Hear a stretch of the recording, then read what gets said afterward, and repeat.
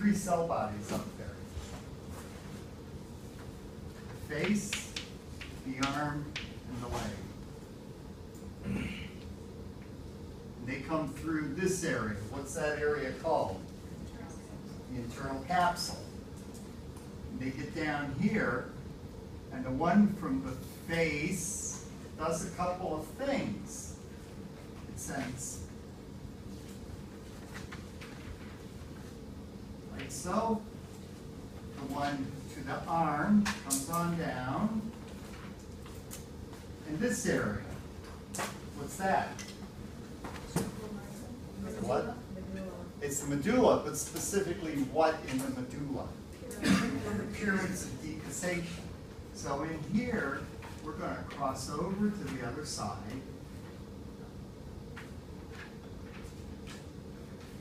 The arms are going to go out. Legs are going to come through and go out. Bang.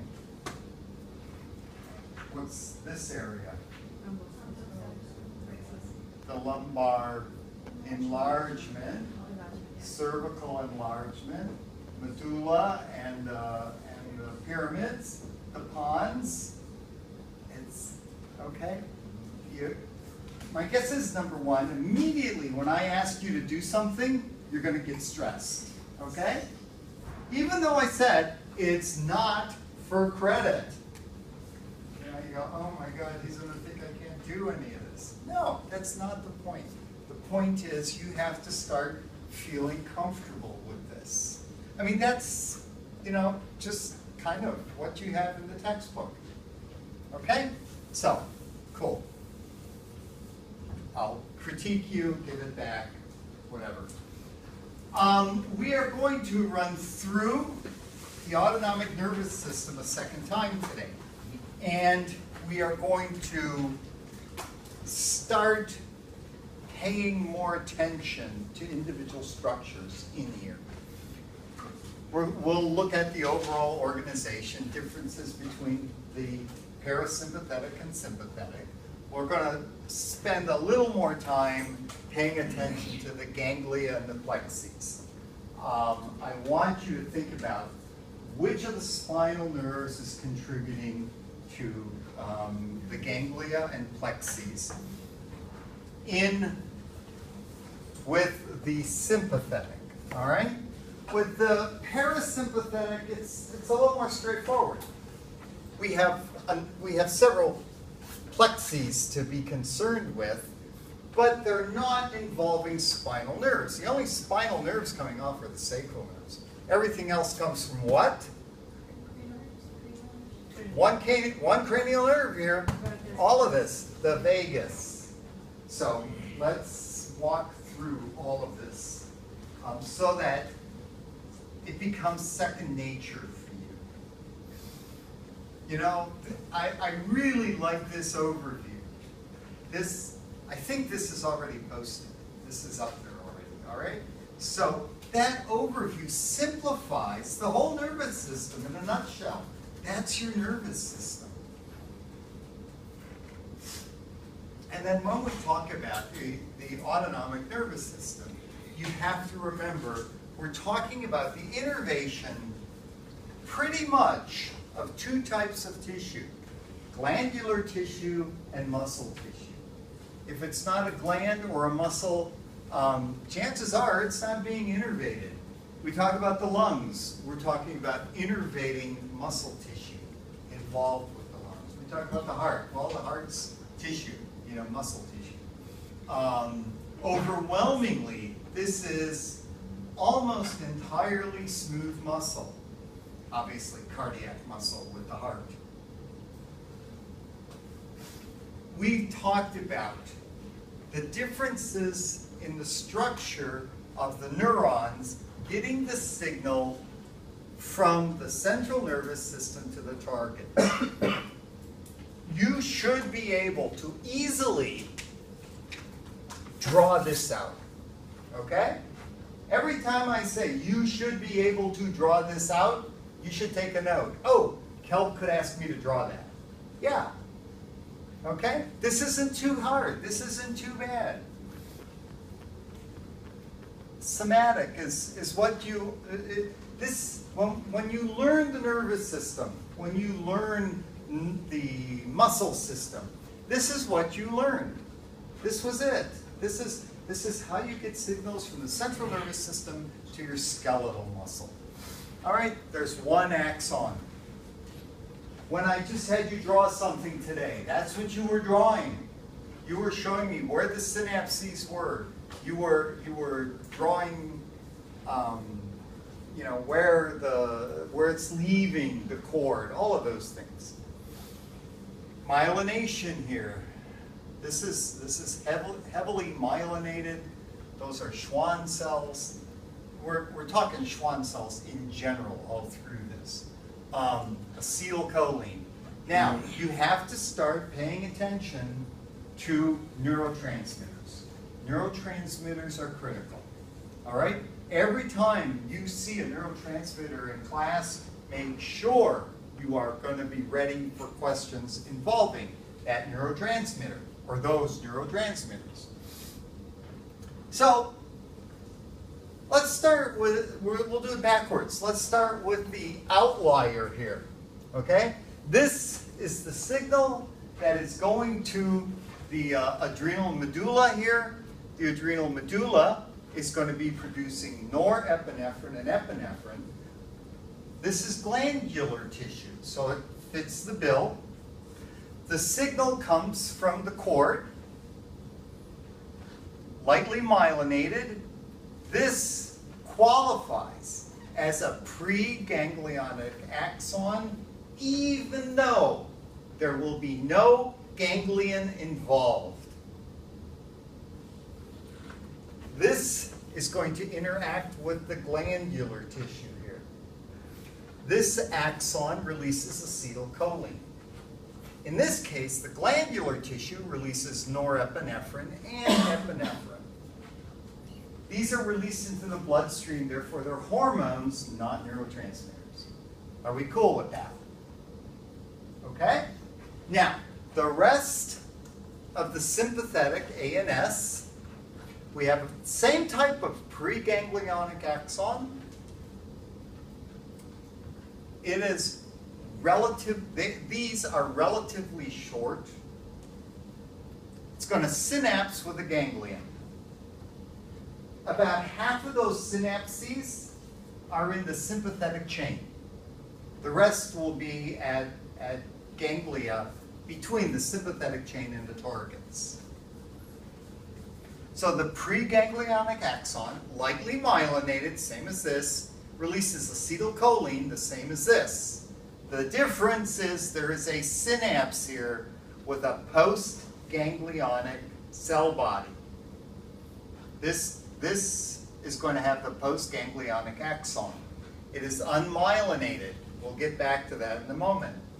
And this will release norepinephrine at a target.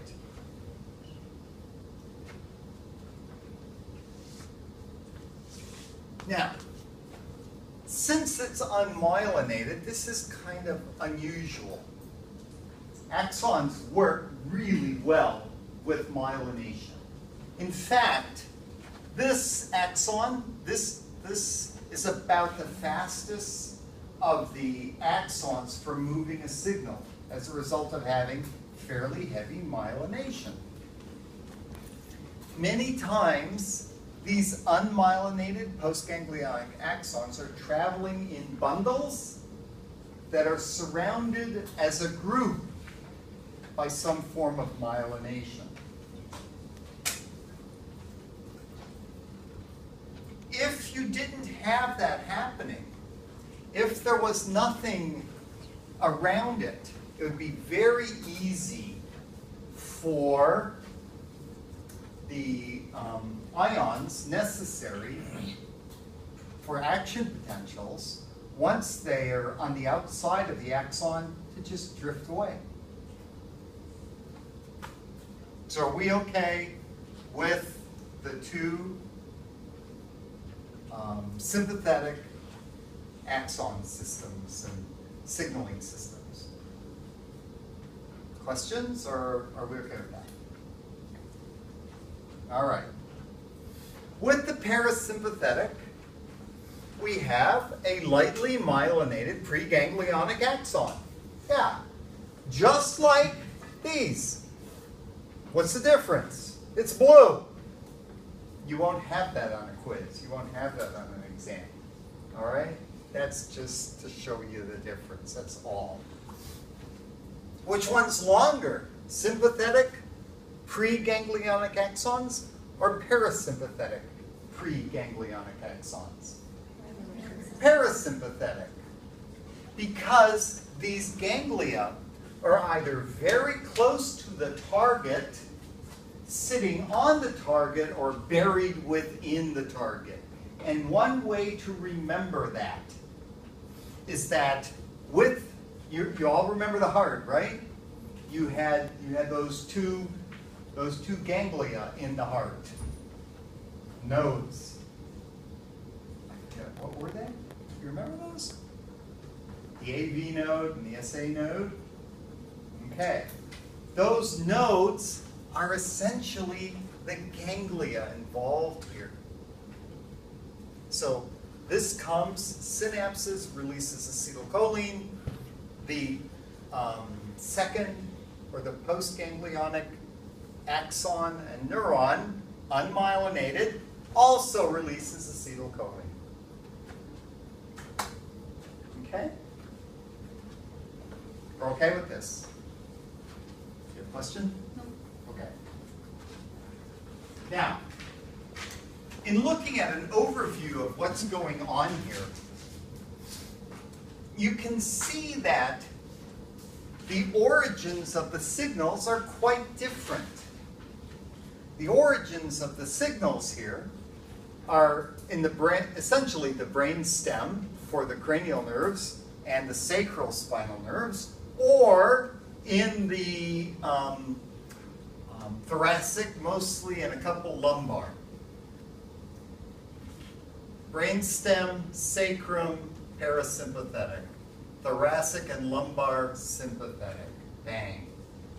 This is a nice little schematic because it shows how the chain here has a whole series of synapses in the superior region, but mostly from the middle down, everything just passes through. There are still synapses taking place, so there's a whole bunch of other signaling going on in here as well. In essence, most of these, we get the increase in size mostly as the result of all of the fibers passing through it. So if you were to dissect those, what you would see is that it's mostly fiber tracks going through there. Now, the other thing you have to remember is the difference between the pre-ganglionic and the post-ganglionic with myelination and the RAMI. We'll revisit that. So, revisit looking at the parasympathetic. What's going on? Cranial nerve 3. Now, when you learn the cranial nerves, you'll learn that some of them, these 4, have parasympathetic fibers. Some have sensory fibers, some have motor fibers, some have both or all 3. But the point is, these have parasympathetic fibers. Cranial nerve 3, synapses at the ciliary ganglion. So this is the presynaptic axon. Here's the synapse. This is the postsynaptic axon. And it interacts with the eye. So mostly what we're talking about here is the iris, the ciliary muscle, etc. Okay? This ganglion is just behind the eye. So it's very close to the eye. So we're okay with cranial nerve 3. All right.